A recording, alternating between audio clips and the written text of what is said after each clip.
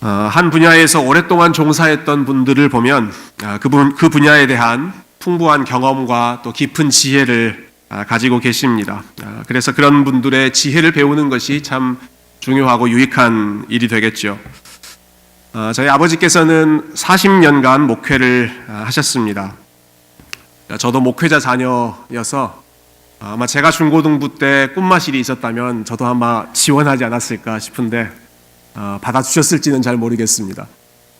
40년간의 목회 생활을 마무리하시면서 역시 같은 길을 걸어가는 저에게 어느 날 이메일을 보내셔서 너는 이렇게 목회해라 라고 조언을 주신 적이 있습니다.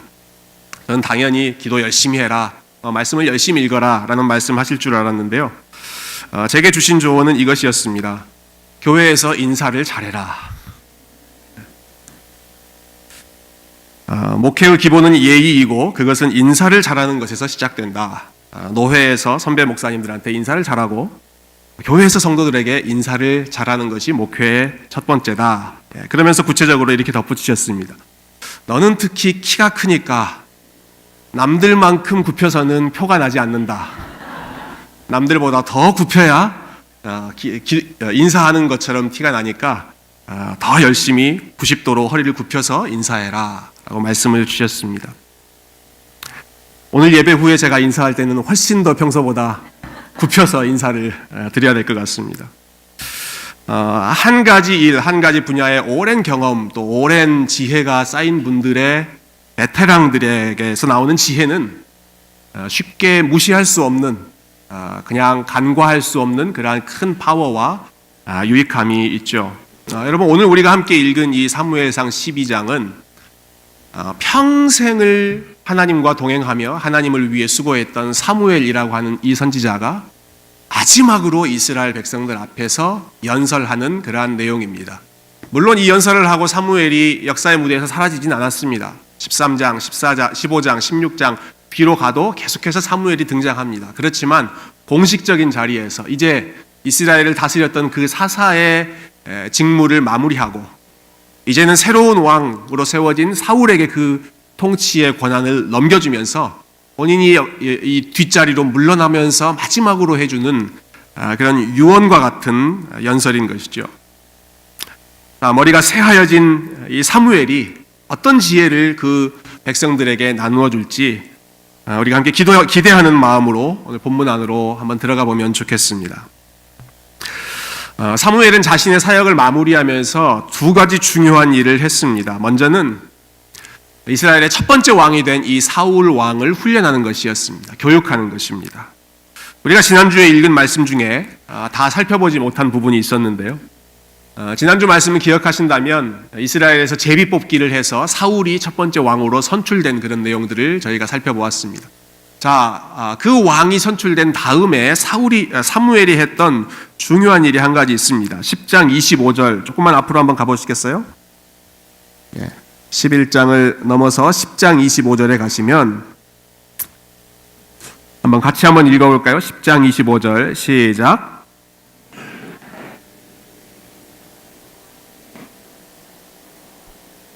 모든 백성을 각기 집으로 보내매. 사무엘이 어떤 일을 지금 하고 있습니까? 나라의 제도를 백성에게 말하고 책에 기록하여 여호와 앞에 두는 일, 이 일을 했습니다. 도대체 무슨 내용을 여호와 앞에서 책으로 기록했을까요? 책에 기록하는 내용이 도대체 어떤 내용이었을까요? 그것은 하나님께서 오래전에 앞으로 이스라엘 백성들이 왕을 요구할 때 왕을 세워야 할 텐데 그때 그 왕에게 이러이러한 내용을 가르쳐줘라 미리 말씀해 주신 그러한 내용이 있었습니다. 그 말씀이 신명기 17장 16절부터 19절에 나오는데요. 여러분 스크린을 한번 보시죠.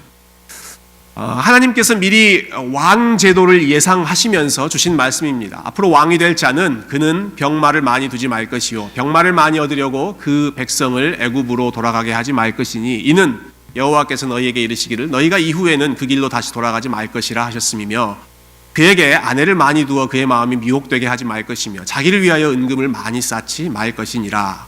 그가 왕위에 오르거든 이 율법서의 등사본을 레위 사람 제사장 앞에서 책에 기록하여 평생에 자기 옆에 두고 읽어 그의 하나님 여호와 경외하기를 배우며 이 율법의 모든 말과 이 규례를 지켜 행할 것이라. 앞으로 왕은 이러이런 왕이 되어야 한다라는 것이죠. 이스라엘 백성들이 세운 그 왕이 하지 말아야 할 일 세 가지와 해야 할 일 한 가지를 말씀하고 있습니다. 먼저 하지 말아야 할 일 세 가지는 병마를 많이 갖추려고 끌어모으지 말아라. 그리고 아내를 많이 두지 말아라. 세 번째는 자기를 위하여 은금을 많이 쌓지 말아라. 이 세 가지였습니다. 그런데 이 세 가지는 당시의 왕이었던 모든 사람들이 힘써서 하려고 했던 일입니다. 나라를 부강하게 만들려고 강한 군대를 만들려고 병마를 많이 끌어모았습니다. 아내를 많이 두었다라고 하는 것은 여러 나라들, 주변 인접 국가들과 혼인 관계를 맺으면서 자기의 세력, 외교적인 관계를 확장시켜 나가는 것이죠. 마지막 은금을 많이 모으는 것, 나라를 경영하려면 물질적인, 재정적인 뒷받침이 있어야 되지 않겠습니까? 그러니까 여러 가지 방법으로 은금을 모으고 또 그것을 축적하면 그것을 자기의 것으로 삼아가는, 취해가는 그러한 일들이 주변의 모든 나라들이 왕들이 했던 그러한 일들입니다. 그런데 하나님께서는 그러한 일 멀리해라 라고 하신 것이죠. 병마, 아내, 은금, 다른 모든 나라들이 힘써서 하려고 하는 일은 멀리하고 너는 딱 한 가지만 해라. 이스라엘의 왕은 율법책을 등사해서 율법책을 카피해서 그것을 본인의 가까이에 놓고 주야로 그 말씀을 읽고 하나님 경외하는 것을 배우고 하나님을 의지하는 법을 늘 기억해라. 피해야 할 것 세 가지, 힘써야 할 것 한 가지를 말씀해 주셨죠. 아마 사무엘은 신명기 이 말씀대로 지금 나라를 새롭게 세우는 가운데 왕을 세운 후에 그 나라의 제도를 백성에게 말하고 이 내용을 책에 기록했을 것입니다. 그리고 사울에게 주어서 읽게 했을 것입니다. 이러한 과정을 통해서 사무엘이 또 하나님께서 궁극적으로 가르치고자 하셨던 내용은 무엇입니까? 그것은 이스라엘에서 왕의 위치는 어떠한 위치인가라는 것이죠. 왕이라고 하는 위치는 모든 백성들을 다스리는 아주 높은 권위, 중요한 위치, 힘 있는 위치이지만 그럼에도 불구하고 그의 권위는 하나님 아래에 있을 때에만 의미가 있는, 이스라엘의 왕은 자기 마음대로 모든 것을 할 수 있고 자기 마음대로 모든 것을 결정하고 빼앗아갈 수 있는 그러한 무소불위의 왕이 아니라 하나님을 경외하고 하나님의 다스림 아래에서 그 백성들을 사랑하고 목양해야 하는 믿음 좋은 왕이 되어야 한다라고 하는 것이죠. 사실 이것은 하나님께서 저와 여러분 인간을 창조하실 때 하나님의 형상으로 만드시면서 의도하셨던, 원하셨던 바이기도 합니다. 모든 만물을 다스리고 정복하고 경영하라는 권위를 인간에게 주셨습니다. 만물의 영장으로 모든 것을 다스릴 수 있고 에덴 동산에 있는 모든 것을 임의대로 자기 마음껏 취할 수 있는 그러한 자유, 그러한 권한이 인간에게 주어졌습니다. 그러나 그 모든 권한은 하나님의 권위 아래에 있을 때만 유효한 권한이었습니다. 모든 것을 다 할 수 있지만 오직 딱 한 가지, 하나님을 기억하고 하나님의 말씀에 순종하는 것이 가장 최우선순위다라고 하는 것을 인간에게 알려주셨던 것과 마찬가지로 이스라엘의 초대 왕이 되는 이 사울에게도 동일한 원리, 너는 왕이지만 독립된 왕, 자율적인 왕이 아니라 하나님의 권위 아래에 있는 왕이다. 이것을 기억하게 하신 것이죠. 다른 나라의 왕들은 마치 자기 자신이 최고의 권위인 것처럼 스스로 안전을 보장하려고 하고 스스로 병마를 모으고 은금을 모으고 여러 관계를 확장해서 그 나라를 통치하려고 할 것이지만 이스라엘의 왕은 달라야 한다. 이스라엘의 왕은 세상의 왕들이 가까이 하는 것은 멀리하고 하나님을 가까이 하고 하나님을 경외해라. 이것은 왕이 되는 사울에게만 주신 메시지가 아니었습니다. 사무엘은 사울에게 이러한 가르침을 줌과 동시에 오늘 본문에서는 똑같은 원리를 이스라엘 백성들에게 가르치고 있습니다. 여러분 오늘 사무엘상 12장의 분위기를, 그 직전의 분위기를 우리가 상상해 본다면 아마 이스라엘 백성들은 흥분과 기대감으로 가득 찬 그런 상태였을 것입니다. 드디어 자기들이 원하는 대로 왕이 세워졌습니다. 그리고 그 왕이 첫 번째 승리에서 아주 어마어마한 큰 승리를 거두었습니다. 사람들의 마음 가운데 이제 됐다. 이제 우리도 다른 나라들처럼 강력한 왕이 우리를 통치해주고 지켜주고 우리를 보호해줄 것이다. 이 사울 왕 믿고 우리가 힘있게 나아가면 우리도 다른 나라들처럼 잘 살 수 있겠다.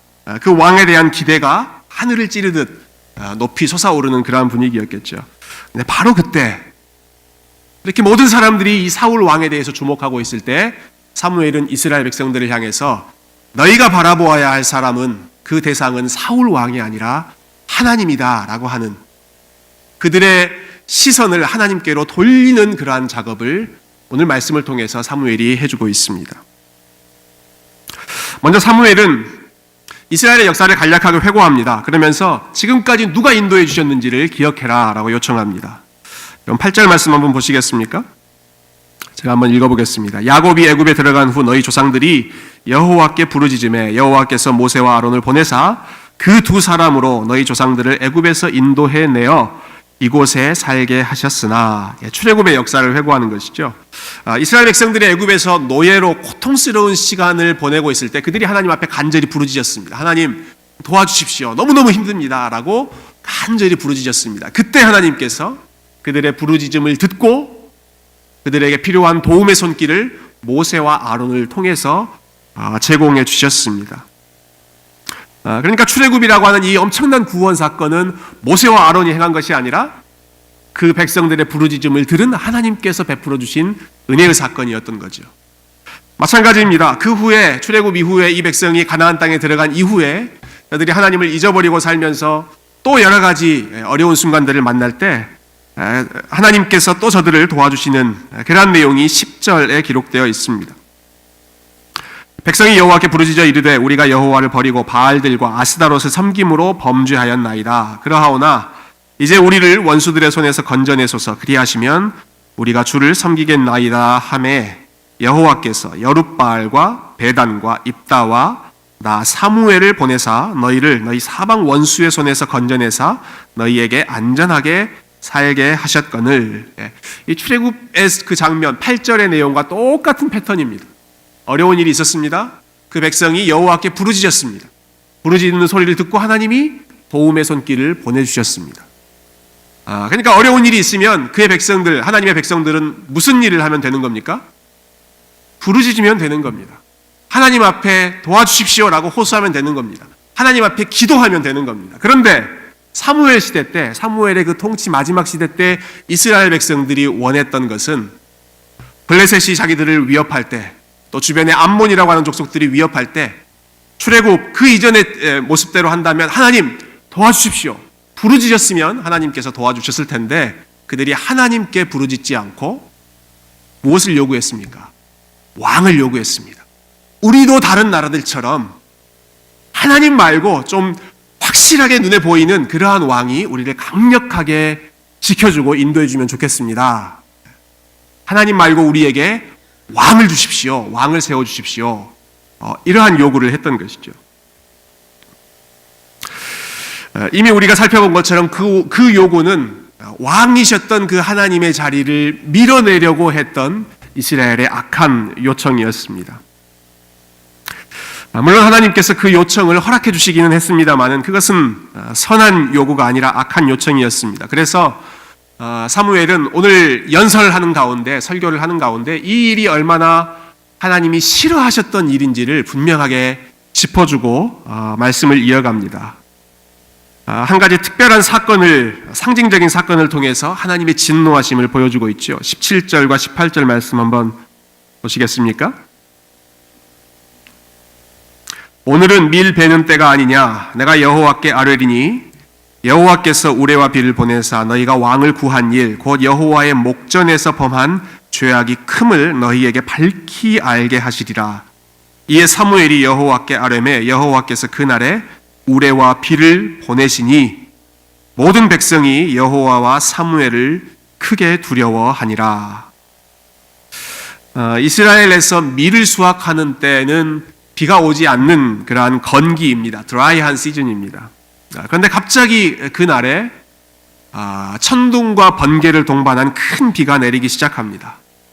하나님께서 얼마나 너희가 왕을 요구한 이 일이 악한 일이었는지, 하나님께서 어떠한 마음을 가지셨는지를 보여주시기 위해서 전혀 비가 내리지 않는 그러한 환경에 갑작스럽게 큰 비를 내리게 하신 것이죠. 그러자 이스라엘 백성들이 하나님을 두려워하며 이렇게 고백합니다. 19절 말씀인데요. 한번 같이 읽어볼까요? 19절 시작. 모든 백성이 사무엘에게 이르되 당신의 종들을 위하여 당신의 하나님 여호와께 기도하여 우리가 죽지 않게 하소서. 우리가 우리의 모든 죄에 왕을 구하는 악을 더하였나이다. 뒤늦게 이스라엘 백성들이 자신들의 잘못을 인정하고 있습니다. 지금까지도 우리가 하나님 앞에 범죄했지만 이번에 우리가 하나님께 왕을 구하는 이 일로 인하여 또 한 가지의 악을 우리가 추가하게 됐습니다. 우리가 잘못했습니다. 비로소 하나님 앞에 자신들의 죄악을 인정하는 것이죠. 사무엘은 먼저 이스라엘 백성들에게 저들의 죄악을 인정하게 했습니다. 너희가 하나님을 버리고 왕을 요구하는 것은 악한 일이었다. 너희가 회개해야 할 일이다 라고 말씀하신 것이죠. 그리고 저들로부터 회개의 반응이 시작되었을 때 하나님의 그 천둥 번개, 하나님의 그 진노하심 앞에서 두려워하고 있는 그 이스라엘 백성들을 향해서 하나님께서는 사무엘을 통하여 이렇게 응답하십니다. 20절 말씀입니다. 사무엘이 백성에게 이르되 두려워하지 말라. 너희가 과연 이 모든 악을 행하였으나 여호와를 따르는 데에서 돌아서지 말고 오직 너희의 마음을 다하여 여호와를 섬기라. 사무엘이 이렇게 말하는 것이죠. 맞다. 너희가 이 모든 악을 행하였다. 왕을 구하는 것은 하나님이 너무너무 싫어하시는 악한 일이었다. 왕이 버젓이 계신데 참되고 살아계신 왕이 살아계시는데도 불구하고 왕을 또 요구하다니 이것은 하나님을 모독한 일이었다. 너희가 이 악을 행한 것이 맞다. 그러나 그럼에도 불구하고 이 악을 행한 것이 끝이 아니라 우리는 다시 하나님께로 돌아가자. 우리가 하나님 앞에 악을 범했지만 하나님 앞에 한 번 범죄했지만 실패했지만 여기에서 머물러 있지 말고 우리가 다시 하나님께로 돌아가자. 다시 하나님을 섬기는 마음으로 우리의 마음을 돌이키자. 그렇게 할 수 있는 이유가 무엇일까요? 여러분, 큰 범죄를 범한 이후에 다시 하나님께로 돌아갈 수 있는 이유, 그것은 하나님께서 변함없이 그 백성들을 사랑하고 계셨기 때문입니다. 22절 말씀에 이렇게 고백하고 있습니다. 여호와께서는 너희를 자기 백성으로 삼으신 것을 기뻐하셨으므로 여호와께서는 그의 크신 이름을 위해서라도 자기 백성을 버리지 아니할 것이요. 참 놀라운 말씀이죠. 여호와께서 너희를 자기 백성으로 삼는 것을 기뻐하셨다. 여러분, 이 너희가 어떤 너희입니까? 지금 이 이스라엘 백성, 사무엘이 너희라고 가리키는 이 이스라엘 백성들이 어떤 백성들입니까? 그들이 말 잘 듣고 하나님 사랑하고 하나님 순종하는 그런 백성들입니까? 그렇지 않았잖아요. 계속해서 하나님을 잊어버리고 하나님을 밀어내려고 하고 결국에는 하나님 아닌 다른 왕을 세워달라고 요청했던 그러한 이스라엘 백성들이지 않습니까? 그런데 그러한 너희를 하나님께서 자기 백성 삼기를 기뻐하셨다라고 하는 것이죠. 하나님께서 이스라엘을 자기 백성 삼으실 때가 언제였을까요? 그들이 말 잘 들을 거다라고 기대하고 그러한 기대감을 가지고 였을까요? 하나님께서 이스라엘의 이러한 악한 본성을 모르시고 자기 백성 삼으셨다가 저들이 이렇게 변절하는 모습을 보이니까 아차, 내가 실수했다. 딴 민족 삼을 것을 그렇게 후회하셨을까요? 그렇지 않습니다. 하나님께서 이미 알고 계셨습니다. 저들은 분명히 가나안 땅에 들어가면 내가 은혜로 구원해 주었음에도 불구하고 자기들이 잘나서 구원받은 것처럼 착각할 것이다. 하나님이 알고 계셨습니다. 저들은 가나안 땅에 들어가면 내가 왕인데도 불구하고 다른 나라들처럼 우리에게도 왕이 있어야 합니다 라고 요구할 것이다. 하나님께서 이미 알고 계셨습니다. 그럼에도 불구하고 그들을 자기 백성 삼아주신 것이죠. 자기 백성 삼으신 것만이 아니라 오늘 본문에 보니까 자기 백성 삼기를 기뻐하셨다라고까지 말합니다. 사실 인간적인 생각으로는 이해할 수 없는 그런 반응이죠. 인간의 끊임없는 불신실함에도 불구하고 그 백성들을 여전히 기다리시고 여전히 사랑하시고 품으시는 변함없는 하나님의 신실하심. 사람이라면 도저히 이렇게 할 수가 없죠. 하나님이시니까, 긍휼과 인자가 풍성하신 분이니까 그 악을 반복하는 백성들을 향해서 끝까지 참고 다시 한번 기회를 주시는 것입니다. 뿐만 아니라 사무엘은 한 걸음 더 나아가서 여호와께서는 그의 크신 이름을 위해서라도 자기 백성을 버리지 아니하실 것이다. 너희를 하나님께서는 버리지 아니하실 것이다. 그분의 크신 이름을 위해서, 그분의 크신 신실하심 때문에 너희들을 버리지 아니하실 것이다 라고 약속하고 있는 것입니다. 여러분, 이 말씀을 믿으십니까? 하나님께서 그 백성을 버리지 않으신다라는 말씀을 믿으십니까? 우리 장로교회가 중요하게 고백하는 신앙의 교리 중에 성도의 견인이라고 하는 교리가 있습니다. 영어로는 Perseverance of the Saints인데요. 견인이라고 하는 말은 사실 잘 사용하지 않는 단어죠. 끝까지 인내한다라고 하는 뜻입니다. 그러니까 성도의 견인하면 우리가 잘못 오해하면 마치 성도가 저와 여러분이 아주 끝까지 인내해서 하나님을 끝까지 붙잡는 것처럼 그렇게 생각하기가 쉽습니다. 그렇지만 성도의 견인할 때 성도는 주어가 아니라 목적어입니다. 성도가 끝까지 견인한다, 인내한다라는 것이 아니라 하나님께서 연약한 성도들을, 끊임없이 넘어지는 성도들을 그럼에도 불구하고 하나님의 신실하심으로 저들을 끝까지 인내하시고 붙잡아 주시고 포기하지 않으신다라는 것이죠. 견인이라고 하는 단어 들으시면 여러분 친숙한 개념은 아마 자동차를 견인해가는 것, 그걸 생각하실 것입니다. 사실 한자는 전혀 다른 한자입니다. 성도의 견인과 자동차 견인은 서로 다른 견인입니다만은 생각해보니까 의미는 비슷합니다. 여러분, 자동차가 길에 가다가 고장났을 때 그 자리에 철퍼덕 주저앉아서 한 걸음도 나아가지 못하고 있을 때 다른 차가 토잉 서비스를 통해서 토잉카가 그 차를 끌고 원하는 곳 가지요. 마치 그런 것처럼 우리의 인생, 우리의 믿음의 여정이 고장나고 실패하고 넘어졌을 때에도 하나님께서 토잉, 그 성도의 견인이 토잉은 아닙니다. persevere이지만 하나님께서 끌고 그분이 원하시는 그 지점까지, 하나님께서 원하시는 그 목적을 이루시기 위해 끝까지 인내하시고 끝까지 끌고 가신다. 이것이 성도의 견인입니다. 시편 기자가 고백한 것처럼 그는 넘어지나 아주 엎드러지지 아니함은 여호와께서 그의 손으로 붙드심이로다. 그는 넘어지나, 넘어질 수 있지만 아주 엎드러져서 완전히 거기서 주저앉아 버리지 않을 수 있는 것은 내가 벌떡 일어나서 다시 걸어갈 수 있기 때문이 아니라 여호와께서 그의 손으로 붙드심이로다. 여호와께서 그의 손으로 저와 여러분을 붙드시고 하나님께서 택하신 그 백성들을 은혜로 붙들어 주시기 때문에 저와 여러분이 실수 가운데에도, 실패 가운데에도, 넘어진 후에도 다시 일어나서 주님께로 돌아갈 수 있는 줄 믿습니다. 그러니까 이스라엘 백성들, 너희도 이 하나님의 은혜를 힘입어서 다시 돌아와라 라는 것이죠. 다시 돌아와라. 우리 주님의 그 넓으신 품으로 다시 돌아와라.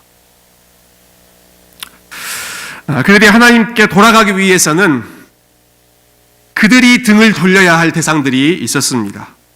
하나님께로 돌아가기 위해서는 어떠한 것으로부터 등을 돌리고 돌아가야 했습니다. 그 내용이 21절에 나옵니다. 우리 마지막으로 21절 말씀을 한번 보시죠. 21절 같이 한번 읽어볼까요? 시작. 돌아서서 유익하게도 못하며 구원하지도 못하는 헛된 것을 따르지 말라. 그들은 헛되니라. 무엇을 따르지 말라고 하십니까? 무엇으로부터 돌아서라 라고 하십니까? 유익하게도 못하며 구원하지도 못하는 헛된 것, 그러한 것들로부터 돌이켜서 하나님께로 돌아가라. 이스라엘 백성들이 늘 범했던 잘못이 이것이죠. 하나님보다 더 능력 있는 것처럼 보이는 것, 더 유익한 것처럼, 더 잘 구원해 줄 수 있는 것처럼 보이는 그런 것들을 만들어서 섬기고, 그러한 것들을 찾아서 계속해서 기웃거리고, 그러다가 결국 하나님 아닌 눈에 보이는 왕, 강력한 왕, 그 왕을 요구하기까지 이르렀습니다. 지금 그 왕이 승리했습니다. 세워졌습니다. 아마 이스라엘 백성들의 마음 가운데에는 그래 이제는 이 왕을 보면서 우리가 따라가면 반드시 안전할 수 있겠다라고 기대했을 것입니다. 사무엘이 그들의 헛된 기대감에 브레이크를 겁니다. 너희가 세워놓고 기뻐하고 있는 이 왕이 마치 너희를 유익하게 해줄 것 같고 너희에게 구원을 베풀어 줄 것 같아 보이지만 그렇지 않다. 이 왕조차도 사울 왕조차도 헛된 것임을 기억해라. 그 역시도 헛된 것, 비어있는 것이니 그를 바라보지 말고 하나님을 바라봐라 라는 것이죠. 이것은 사울에게도 마찬가지입니다. 사울도 이 현장, 사무엘의 고별 연설을 듣는 그 현장 가운데 있었겠죠. 사울 역시도 이미 우리가 살펴본 것처럼 다른 나라의 왕들이 추구하는 그러한 것들, 병마, 아내, 은금, 이러한 것들이 유익하고 구원의 손길인 것처럼 보일 텐데 그것들을 신뢰하지 말고 그것들은 비어있는 것이니 그것들을 의지하지 말고 참된 것, 하나님의 은혜, 하나님의 손길을 신뢰해라. 이스라엘 백성들에게도 사울 왕에게도 동일한 말씀, 동일한 가르침을 주시는 것이죠.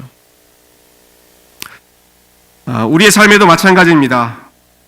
하나님보다 더 확실하게 보이는 것들, 내 삶을 더 안전하게 책임져주고 유익을 줄 것처럼 행세하는 가짜 하나님, 팀 켈러 목사님은 counterfeit gods, 짜가 하나님이라고 그렇게 표현했는데요. 가짜 신들이 우리 주변에 즐비하면서 계속해서 우리를 향하여서 속삭이고 있습니다. 사실 세상에서 우리에게 들려주는 소리들이 그러한 소리들이죠. 이러한 것들이 있어야 우리의 삶이 안전하다. 이러한 것들이 없으면 우리의 삶이 불안하다라는 것이지 않습니까? 때로는 눈에 보이는 힘 있는 사람이 하나님처럼 보이기도 합니다. 때로는 세상의 좋은 스펙, 좋은 환경들이 마치 우리의 삶을 안전하게 책임져 줄 것처럼 하나님 노릇하려고 할 때도 있습니다. 여러분, 최근에 한국에서 유행한 아주 인기 있었던 드라마 중에 스카이캐슬이라고 하는 드라마가 있었습니다. 그 자녀들을 명문대학으로 어떻게든 보내려고 하는 부모님들, 그리고 아주 입시 코디까지 고용해서 천문학적인 숫자, 그 금액을 써서라도 어떻게든 명문대학으로 보내려고 하는 부모님들의 교육열을 보여준 그런 드라마였는데요.